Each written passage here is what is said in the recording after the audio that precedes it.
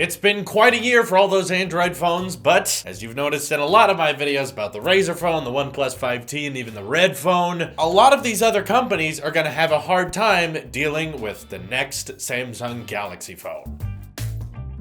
Sometimes people do misunderstand me. Countless times I've mentioned that if I were to switch to Android, if Apple did not exist, I feel like I would be pretty loyal to Samsung. They do a good job at trying to branch together all of these different operating systems that they're not designing, Windows 10 and Android, but they put their hardware into each and every field and they try their best to make it a seamless experience across all of them. I respect that, and I do think that the Galaxy phones are always kind of at the forefront of new features, new ideas that we see implemented on Apple's phones, which means that when a Galaxy phone gets a feature, I'm kind of like, ooh, I can't wait for Apple to get that because it'll be running iOS, it'll be more optimized, it'll be faster rather than Samsung's skin OS that's on top of Android that keeps so many Pixel buyers from switching to a Galaxy phone even though it has so many more features. They just hate that skin that Samsung puts on and which can be easily taken off. But anyway, we're already seeing some leaked images of the Galaxy S9, and it appears that they're listening to what I said, which was to get rid of wasted space in the bezels. This means that at the bottom of the phone, there will be less of a chin, and that, based upon how the front of the device looks, is about the only noticeable change between the S8 and the S9. They figured, hey, we've got our on-screen buttons. Why did we have this chin here? We said it was an infinity display. What's that doing there? So it appears they figured out a way to minimize that, while the forehead of the device is about the same size. Not much change there. It also looks like they've really been listening to a lot of feedback YouTubers have gave about the placement of the fingerprint reader and have decided that most people like it to be more centered, more in the middle, and not to the right of the rear-facing camera, which was kind of awkward for a lot of people. I used it for a while and found it kind of a learning curve, especially when it's in that camera bulge area. I think it definitely makes sense to put that fingerprint reader where everyone is asking for it, because I actually am not a fan of rear-facing fingerprint readers. That's annoying to me, and I like everything that you interact with on the device being on the front. But if everyone's saying that the Pixel 2 is doing it right and that, the 5T is doing it right and that LG is doing it right, then Samsung, you should probably listen to them and just cave in and be like, okay. What Samsung is not caving in on, however, is the headphone jack. As of right now, and keep in mind this has been flip-flopping a lot, some rumors are saying that the S9 might ditch the headphone jack, but also a lot of more recent rumors are saying that they're not going to ditch it. They're going to keep it around. Samsung is firm. They are decisive about this and said, no, we will not ditch the headphone jack no matter what it takes, because they know they'll get that fan base support, which they kind of need right now. So most articles I've been reading about the S9 in relevance to the headphone jack have been saying it really could go either way right now, but Samsung, if they did remove the headphone jack, would likely be one of the most proactive companies to do so, because it's rumored that if they were to remove the headphone jack, they would actually include their own wireless earbuds in the phone, which is definitely something Samsung would do. Back when I got my S8, they included a speaker amplifier, which was really crappy and weird. They included a VR headset, and of course they included those headphone jack AKG headphones, which to me didn't sound very good, and I was used to AirPods, so whatever. But at the same time, those were very high value accessories that they included for free, and if Samsung did take the same risk that Apple took, that Moto took, that now the Pixel 2 has taken, and decided to ditch the headphone jack in favor of a larger battery, better water resistance, and just flat out admitting that wireless can be better, they would likely include wireless earbuds, which I believe would kind of be the first company to do that, the first big company I can think of. That would be like, here's a phone, and we believe wireless is the future, so have some wireless earbuds so that we can prove it to you. Galaxy S8 already has Bluetooth 5.0, so wireless technology is already moving forward, it's getting better, it's getting faster, and I think that would be a great way for Samsung to show their users that they're so sure about this. Now is the time to ditch the headphone jack. And Samsung has stood by a lot of things in their past and eventually ditched them in favor of having a more Apple-esque Galaxy phone, for instance. They used to have removable batteries, which they have now removed because they said, our batteries are good enough, you don't need to remove them, even if they explode. Or the Galaxy S5, they were all about phones being durable and phones being able to take damage. But then with the S6, they removed expandable storage. Of course, they brought it back due to popular request, and I'm sure it'll still be on the S9. But I'm just saying Samsung has a track record of saying one thing and sticking to it, and then a year later saying, never mind actually. Like, we want to give our users the option of having a curved display or not a curved display. 1 year later, you can only get a curved display now. There's no more options, which is fine. I think they look good. I don't blame them. It's not like Apple's about options either, but all I'm saying is while they've defended the headphone jack for many years, it would make total sense if they were like,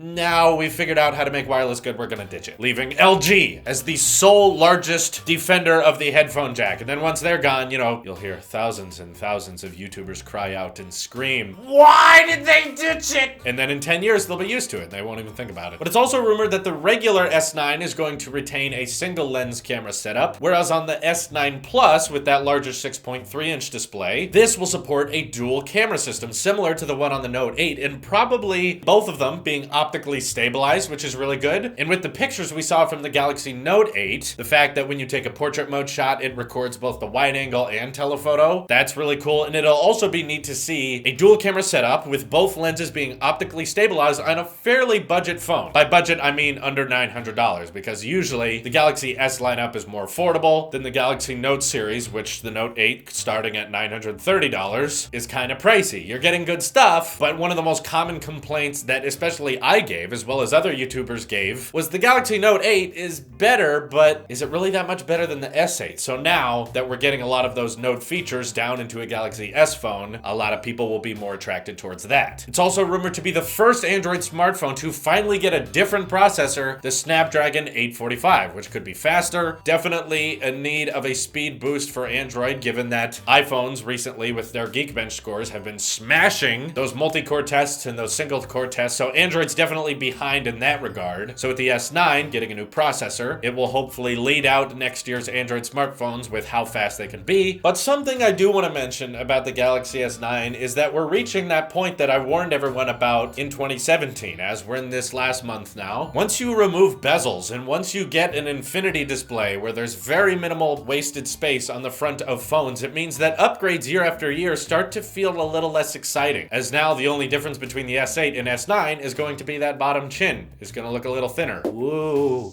yay. There's going to be hardware enhancements on the inside, of course. It'll be faster. There'll be that dual camera setup on the S9 Plus. Some people are even saying there's going to be an S9 Mini for people on a smaller budget. All of that is cool, but at the same time, it starts to feel more like an S model of last year's phone, which, of course, there's nothing wrong with that. And I don't have a problem with internal enhancements, as we've seen with the Apple lineup. Apple's very keen with sticking with the same design for years and years, as we saw from the iPhone 6 all the way up to this year with the iPhone 8. It's the same design, just perfected over time. I think we're going to see that again with the Galaxy S lineup as it develops. We saw the S8, now we're seeing the S9, and you know, from the front, it's slightly different. But then what do you do a year after that? Samsung makes fun of Apple for the notch, so I don't think Galaxies are going to do that. They keep the larger forehead for all the sensors they need for the iris scanner, perhaps beefed up facial recognition that can compete more with Apple's Face ID in terms of secureness. But again, when people walk up to it in a store, they're not going to see something they've never seen before anymore. Now it's like, yeah, that looks like my old phone, a little bit smaller, but cool. What I'm trying to say is I don't think that the S9 is going to sell really, really well. I think that the S8 was kind of the super cycle for Samsung Galaxy fans. They were like, oh my God, look at all the changes we're getting, when in reality, it was just kind of the display. So now for the next few years, we're just going to see a perfected Galaxy S8 with that added number, the S9. And again, nothing to be ashamed of. I think that that's a great thing to perfect the design. And I personally can get excited for Android phones when Samsung is making them, because they're always kind of the first to new features. They're the first to new ideas. And I'm very curious to see what kind of exclusive features they can come up with for the new Galaxy S lineup. And some people are saying that the S9 is going to be unveiled at CES in January. So very, very soon, but of course not be available till later in the year. I hope that's true, because January is kind of where a lot of stuff goes to die. So it'd be nice to have something exciting coming out then. But of course, I want to know all your thoughts and comments on the Galaxy S9. When I talk about the 5T competing with the 2018 smartphone lineup, the S9 is what OnePlus, Razer, and Red have to worry about, because they're designing phones with 2017 specs, but Samsung's launching out 2018 with this very updated and refreshed design. So that's who they have to worry about. This is your Apple Sheep here, and I will see you in the next one.